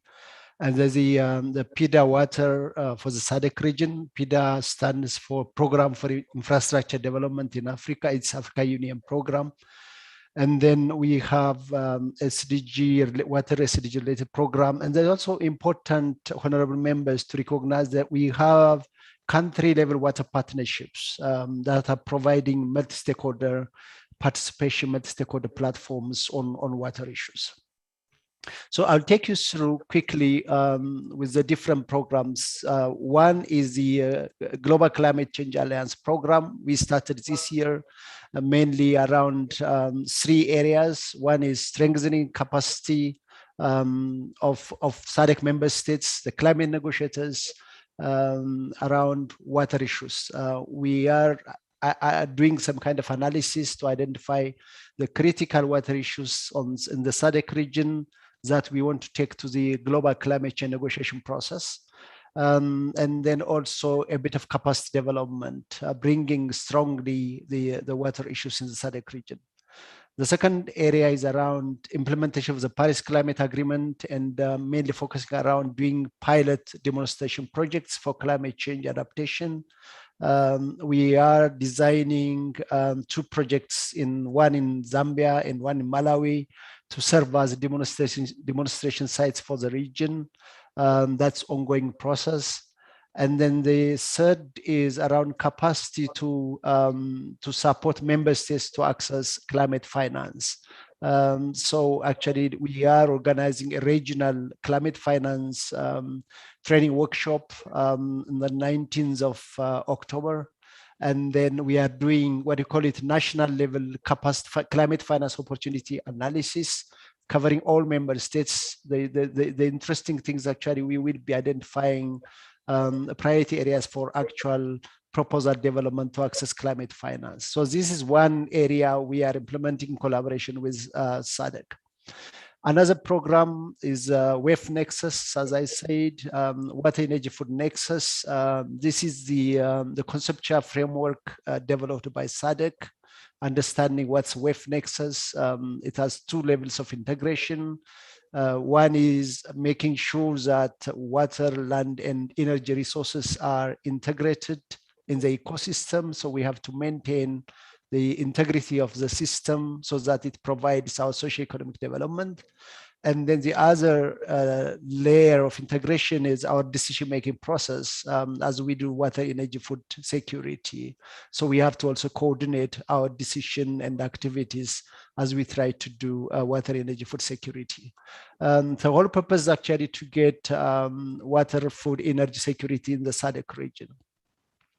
If you remember, the Nexus approach is very important, especially if you are thinking of regional cooperation, regional development, because of the uneven distribution of resources, land and water. For example, if you take DRC, which has huge water resources, but relatively less in terms of arable land. If you compare that one with, for example, if I take Zimbabwe, which has a lot of arable land for irrigation, but it has very low water resources comparatively. So the Nexus approach will help us to bring together the abundant water resources of DRC with the huge water land resources of Zimbabwe, if we are thinking of regional cooperation, regional development.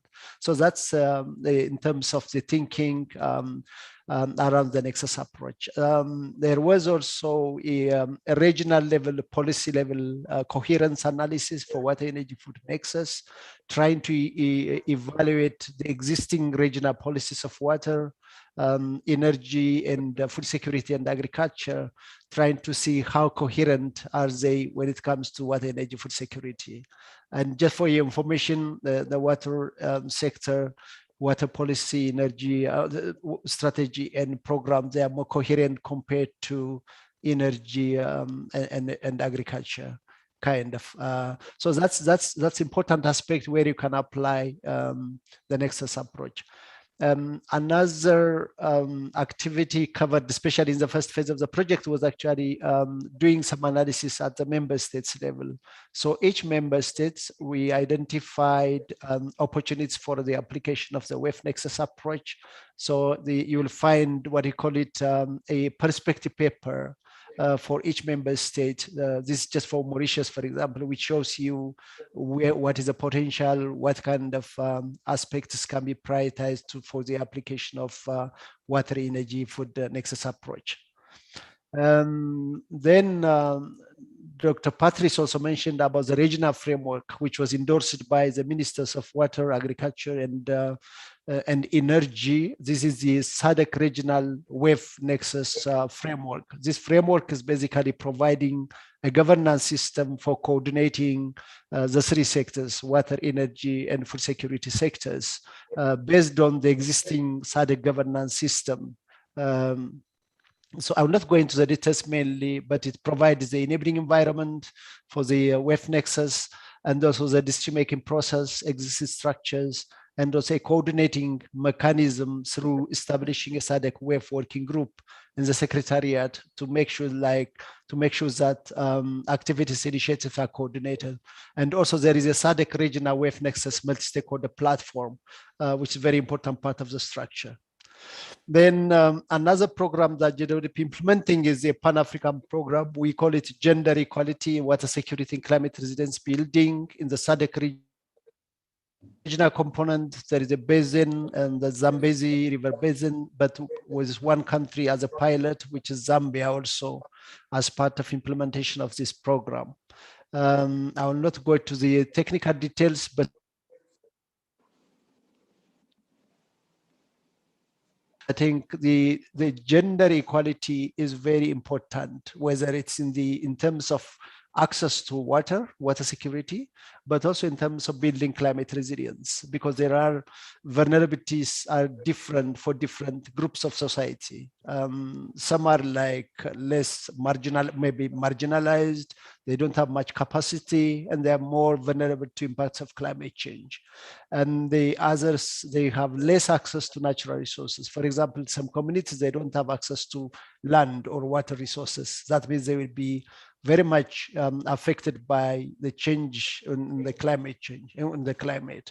Then some of the institutions, some of our policies, and then the social norms, they are also creating some inequalities between different members of society. We need to consider as we try to do towards water security and climate resilience. And also access to information and technology is also important in terms of building your capacity to cope with the changing climate. So this program is basically trying to bring in the issue of gender inequality as part of water security, climate resilience. As I said, in Africa, we are piloting in 5 countries, 1 per sub-region in the Africa Union system of organization. For Zambia is representing as a pilot country for the SADC region. We have also the Zambezi River Basin, trying to do some activities at the basin level and the overall SADC region where it comes to, as I said, there's a change process trying to influence some policy level, political level processes, but also some action on the ground as part of implementation of this program. Maybe for your information again, GWP is also supporting countries to access climate finance. If I just take the issue of how we are supporting member states to access climate finance, particularly from the GCF, which is the Green Climate Fund, is actually like, this is a process. If you want to access climate finance from the GCF, first you have to develop your country program, mentioning these are my priority sectors, this is what I want to invest in my country. You have to be ready in terms of building the capacity, you have to be ready to engage with the GCF, and also you should have the capacity to prepare projects and implement projects. You should have clear strategic framework. You have to do your adaptation planning, mainly national adaptation planning, we call it NAB. Then you have to develop your pipeline for investment and also mechanism for knowledge sharing. So these are in terms of making countries readiness. And I'll just take 2 examples how we are supporting countries to make them ready. One case is the Eswatini. We actually submitted a proposal for the Green Climate Fund to access about 0.6 million from the GCF to support Eswatini to make it ready to access climate finance and also to have the capacity to implement more investment programs. I will not go into the details, but the purpose is actually to, as part of capacity building, but also developing at least 3 project ideas for Eswatini that can go to the GCF for financing. Another one is national adaptation planning for Zambia. We secured already 2.18 million from the Green Climate Fund for the Zambia national adaptation planning process. Actually, it's already ongoing in terms of implementation of this program. Important is to note is how is water also linked to the national adaptation planning process. So for the Zambia case, it is designed that the first phase of the NAP process, national adaptation planning process, will be an overarching kind of national adaptation planning. And then it will be followed by a sectoral national adaptation planning, which would be focused on water mainly, but also other sectors, just for your information, so that you can see how water very important in terms of building resilience and also long-term development, socioeconomic development in the country. So they're just two cases. But for your information, again, if your respective countries are interested to get support from Global Water Partnership, because GWP is like a delivery partner for the GCF Readiness Program, we can actually provide support in terms of preparing proposals, providing technical support to the country team, and also facilitating some of the consultation processes as part of development. We also do support in terms of preparing GCF investment projects. We have some cases actually, and also important is we have what we call the project preparation partnership that actually facilitates capacity building for member states so that they can have the technical capacity to develop and prepare bankable project proposals for accessing climate finance. This is just for your information. I'm just summarizing now. What's next then? What are we planning ahead is working through the Continental Africa Water Investment Program. Probably you may have heard about it. This is the Africa Union. Also Africa Union actually endorsed program, and also Africa Union, African Ministers Council on Water supported program. Mainly, if you see the water investment in the continent in Africa, it's supposed to be around 64 billion per year. If you want to really achieve the targets of SDG or Agenda 2063 of Africa Union. So we need to invest about 64 billion per year in Africa Water Program in water investment. But actually, it's the current level investments between 10 to 90 billion per year. There's a very huge gap actually. So in terms of bridging that gap, the Africa Water Investment Program is actually targeting to mobilize about 30 billion per year by 2030, trying to narrow the water investment gap in Africa. So that's actually like a very ambitious program. We already launched it together with a number of partners. So that's something that gives us more ambition as we try work hard in terms of supporting access to water. So this is the last slide I have. What can we expect from the parliamentarians? Actually, the presentation from WWF already covered, but I think the first thing we would expect from the honorable members of parliament is the first thing is to appreciate the nature and extent of challenges related to water resource management in SADC region. I think Andrew already covered what are those challenges, and also Beauty from the WWF. They are actually complicated, transboundary, uneven distribution of resources, climate change impact, increasing demand. So that's for you to appreciate how the extent and nature and the challenges of managing water resources in the SADC region. The second is we also expect that you will give us your political support in prioritizing water issues in policy and decision-making processes in your respective countries. I think that's very important. Whatever we do in terms of program, unless we get that political support, that would be actually difficult. So we will expect that your support for bringing water issues in the country priority, that's very, very important. Similar political support in terms of transboundary cooperation, both in terms of governance and joint initiatives. So a number of initiatives already, transboundary basins already, but we also expect that you will provide that support so that we can have more strengthened transboundary cooperation and joint investment programs between the countries, riparian countries. The number 4, we would also expect you to appreciate and provide political support to address new and emerging challenges, such as climate change, COVID-19, gender and social inequality issues that are actually key in the sustainable management of water resources. I think your appreciation and support, especially gender and social inequality issues and climate change. That will be really very much. And lastly, we would also expect you to appreciate and provide support to the new WEF Nexus Approach, which will contribute to ensuring the efficient management of water and related resources. I thank you very much for your attention. I stop here. Thank you.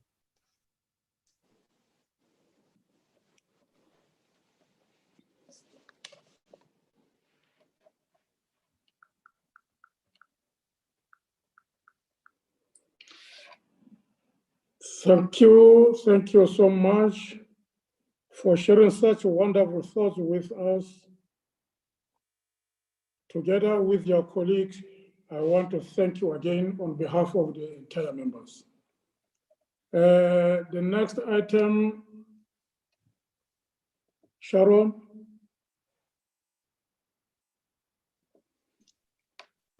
Thank you, Chair. At this point, the Honorable Chair may call upon honorable members to make some clarifications, ask questions, or any comments that they may have regarding the presentations that have been made. Thank you. Honorable members, we can ask some questions and give clarity on presentation that we have gotten.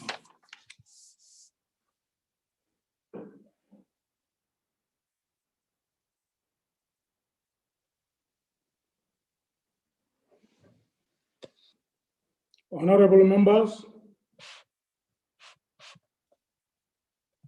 you can ask questions, get clarity.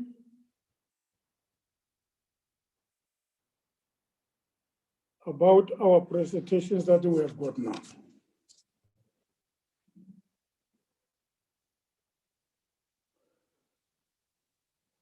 Committee clerk, I realize that there is no question. The next item, please.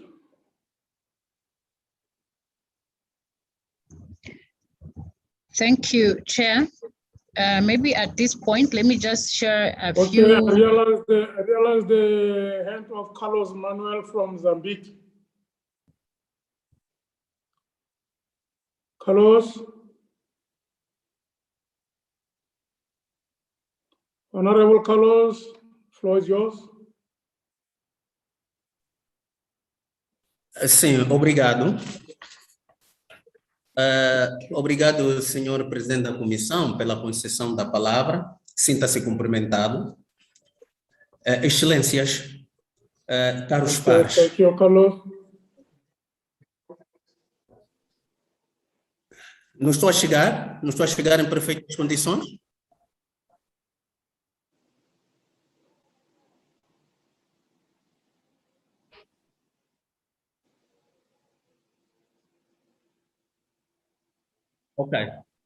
Ok. Obrigado.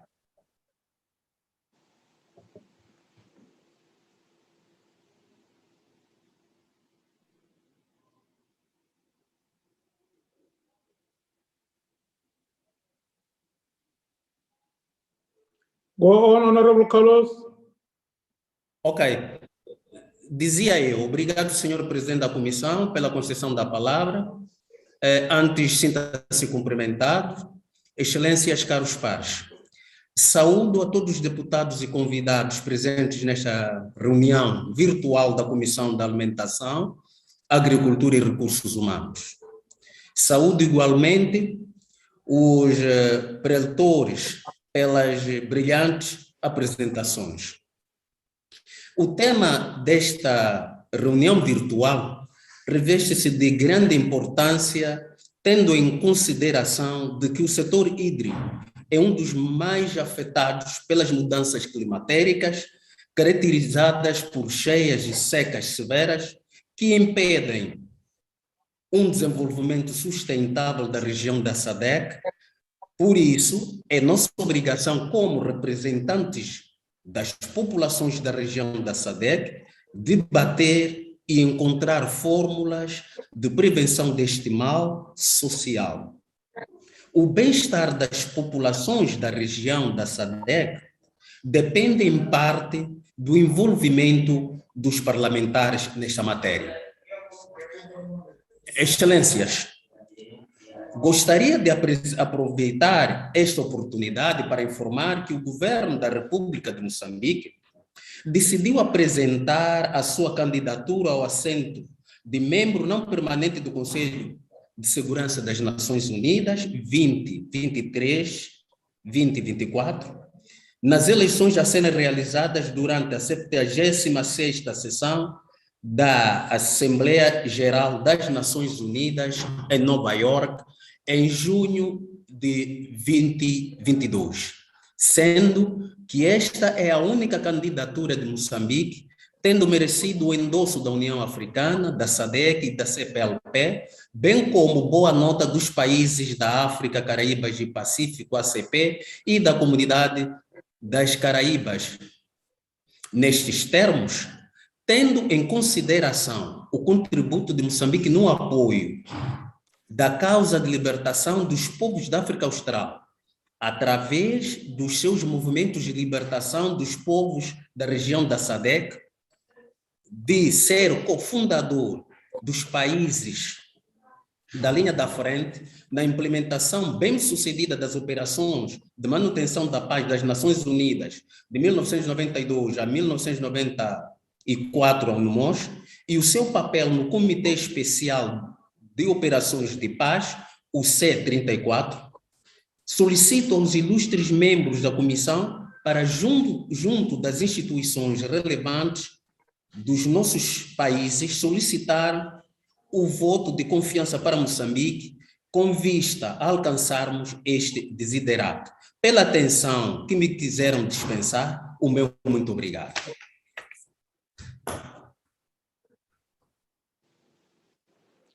Thank you, Honorable Carlos.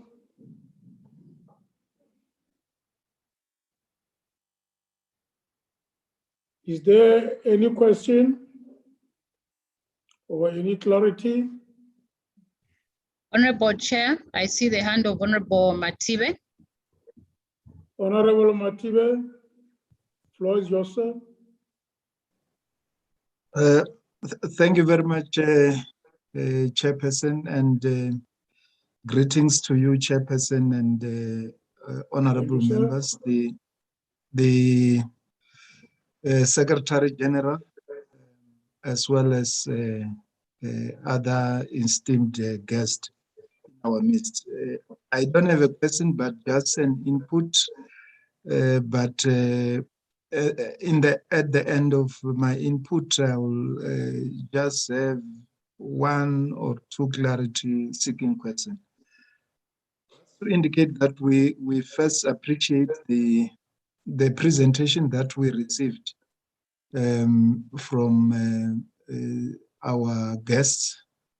Indeed, they were quite informative presentations, and to indicate that water is a very important commodity, and it is so important that we need it and to share it within the SADC region. The scarcity of water, Chairperson, has a potential to bring intense political pressure in our region. So it is quite important that we indeed share this valuable resource amongst ourselves. And looking at the trends, the current trends, there is a clear indication water challenges are becoming more complex and conflicting and interfering with the development sectors, such as energy, agriculture, transportation, and communication. The water problems are neither homogeneous and constant. They are different from different regions. They are also different in specific countries. So meaning, as indicated by our esteemed presentations, they differ from one region to another, they differ within different countries. We really appreciate the input put forward and the role that as Parliament we are requested to play in terms of enhancing public awareness, in terms of public engagements, in terms of strengthening the laws and indicating the benefits of sharing. That we really appreciate as member states. The issue of capacity building cannot be overemphasized. I think it's one area that we need to really put forward that capacity building amongst the member states as well as parliamentarians. The other issue that I want to make an input on, I looked at the vision in terms of water resource management. I see it is up to 2025.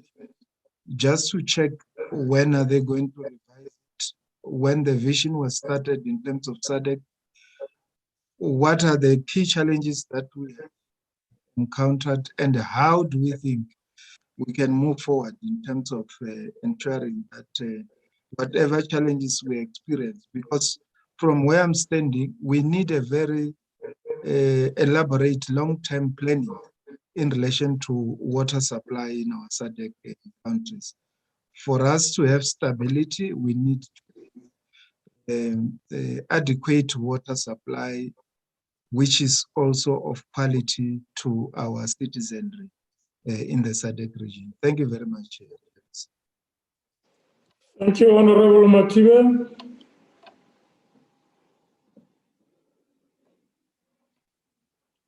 Is there any questions or any comments, clarity?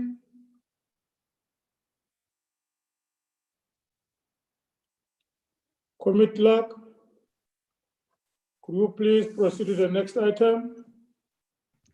Honorable Chair, maybe the resource persons could respond to the issue that Honorable Matibe raised regarding the 2025 vision. He just wanted to appreciate when this vision started and what have been the challenges experienced during the time, and also just to give a way forward. So maybe the resource persons can respond to that. I have a question. Yes.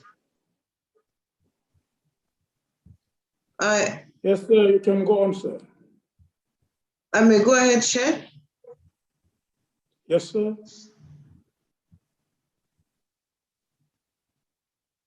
Is the SG Chair? I had my hand up.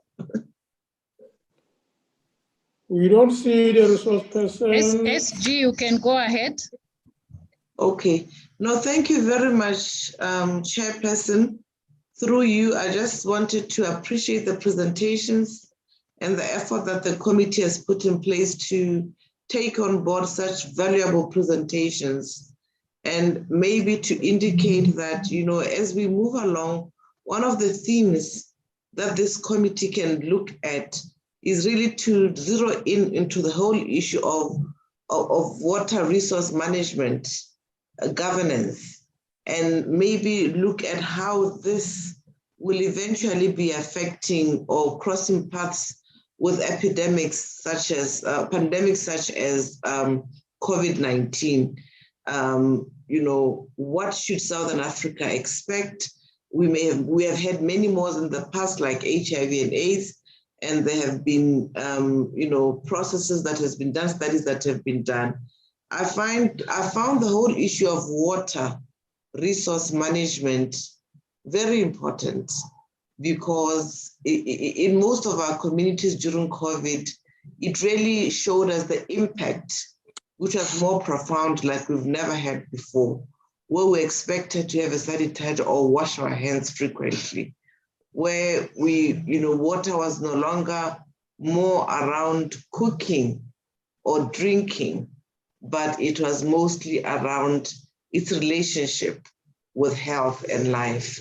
So I found that this is quite something that we should look at, and also recognizing clinical manifestations of maybe waterborne infections in this process. During the COVID-19, we saw a lot of cases where rivers were flooded. All of a sudden, we're finding that we had risks from diarrhea, which we really didn't want at any time, among infants and infants, and many other issues. So I found this to be very interesting in terms of the human rights issues and the whole issue of what parliaments could do in terms of water resource management and the provision of such to their populations.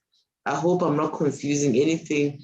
Another area could also be the whole issue of climate change. When we're meeting end of October, how would this be integrated for members of parliament to take forward to the COP, climate change discussions and the declaration that will be signed? I thank you, Chair. Thank you, SG.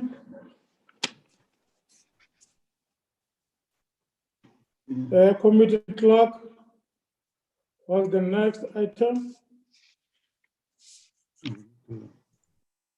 Thank you, Chair. Just to call upon our resource persons, just to make a comment on the question that Honorable Matiwe asked regarding the 2025 water vision. Okay, no, yes. Can I come in, facilitate, Chair? Kindly go ahead. Yes, no, thank you very much. And I think the SADC Water Regional Strategic Action Plan is a 5-year cycle. So we had the first one, the second, the third, the fourth one started on 2016 up to 2020. Then with support from our partners, GWP and the GIZ, we developed the next phase, which is 5 years, which starts 2021 to 2025, which is almost a 5-year period. So I think we did not really include, just put it 2025. We could have specified the period for that. Then the challenge we are facing since the implementation of this strategic action plan is adequate resource mobilization. And because in the visions, in the regional strategic action plan for the water sector, we have got an implementation plan where member states have got some kind of responsibility to implement some of the activities. Like, for example, the current one is totaling to 105 million to implement the entire, those particularly to implement the 3 pillars, which is governance, integration, and the infrastructure, and the water resource management pillar. So we need to share the responsibility, which really Parliament can convey that specific message to say that the regional strategic action plan for the water sector need very strong involvement in terms of SADC member state in order to realize the vision of water secure.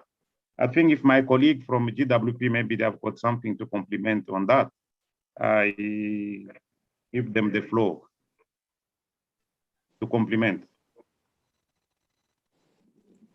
Yes, sir. You can carry on. Yeah.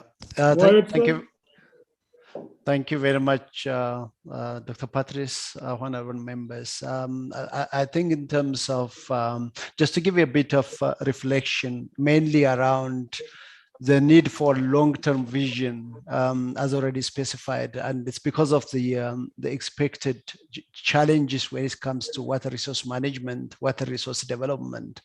I think which requires a very long-term kind of vision and long-term investment plan as well. Because we cannot continue to do small activities here and there, smaller projects, but we have to think big and long kind of. COVID-19 was mentioned particularly, and we recognize that a very strong linkage between health and water sector. And then now actually SADC is discussing about broadening the different integration of water, energy, food, and also and health aspect So we are moving from WEF to WEF, including H now, the health aspect. So I'm trying to say is like, we need a long-term vision. We need a long-term investment plan. And our approach should be more programmatic, considering the different interconnected aspects of our intervention: water, energy, food, health, climate, environmental issues, social inequality issues. But we also have to work in collaboration. More partnership is also required, actually. If we want to really address the increasing challenges in our region, we have to work together, starting from the politicians, the policymakers, to practitioners, academics, private sector, the youth, and all sectors of society. I think that's also important for implementation. So I think that's very important aspect.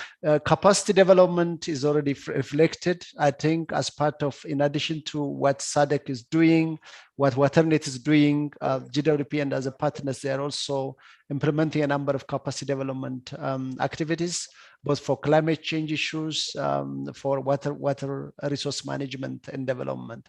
Yeah, thank you very much, Honorables. Thank you, sir. Any other comment? Committee clerk. Thank you, Chair. I'm not seeing any hands.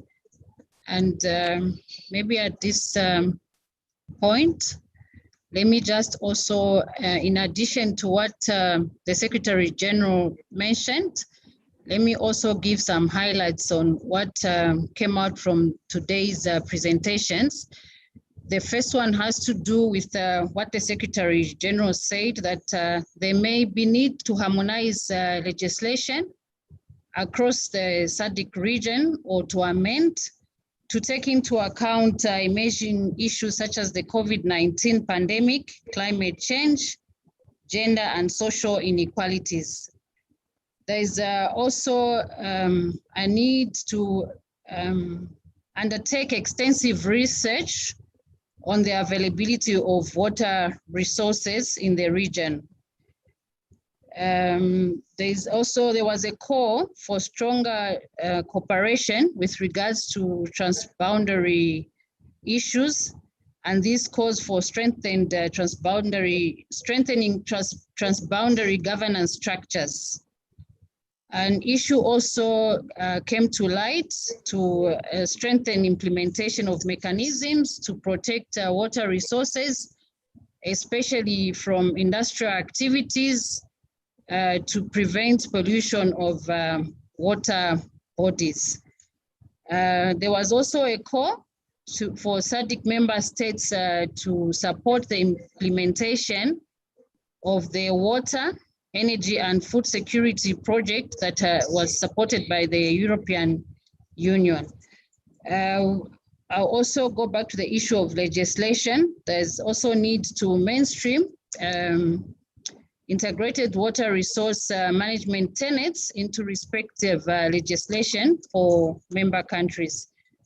Members of Parliament also need to work closely with river basin organizations just to for effective water resource management. With those few highlights, Chair, the other recommendations will be incorporated into the main report. I submit, Chair. Thank you. Thank you, Deputy Clerk. What's the next item? Chair, since we don't seem to have any hands, maybe at this point you can proceed and deliver your closing remarks. Thank you, Deputy Clerk. Honorable members, I thank you for your active participation, your keenness to participate in today's meeting points to the fact that water affects all of us. To the Secretary General of the SADC Parliamentary Forum, I commend you for convening this meeting. May I also take this opportunity to extend gratitude to our resource persons for providing this valuable information. This engagement has been very insightful, and the information shared today will definitely help honorable members in their respective countries and indeed as a region to better manage our water resources. We heard from the presentations that before we move towards sustainable water resources management, we need to understand the linkages between water and other sectors such as energy, climate change, agriculture, health, and biodiversity. This is because water supports most of our socioeconomic aspirations. Further, in the course of our discussions, one issue that came out prominently is lack of adequate resources to support sustainable water resource management.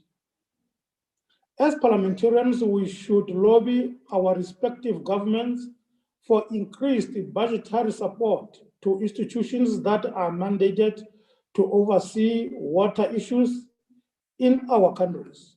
This is very important, given that many of our citizens do not have access to water.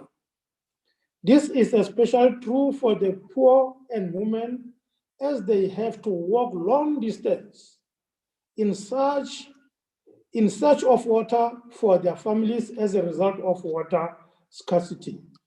As legislators, we should also hold our governments accountable in the manner they execute laws, policies, and public and donor funding. Notably, we have been reminded as member states on the need for continued cooperation regarding shared water courses. I declare the meeting of SADC Standing Committee on Food, Agriculture, and Natural Resources officially closed. I thank you. And this brings our meeting to the end. The meeting will be adjourned until the next meeting. Thank you. Thank you, Chair. Thank you, Chair. Thank you, Chair. Thank you, Chair. Thank you. Thank you for your leadership.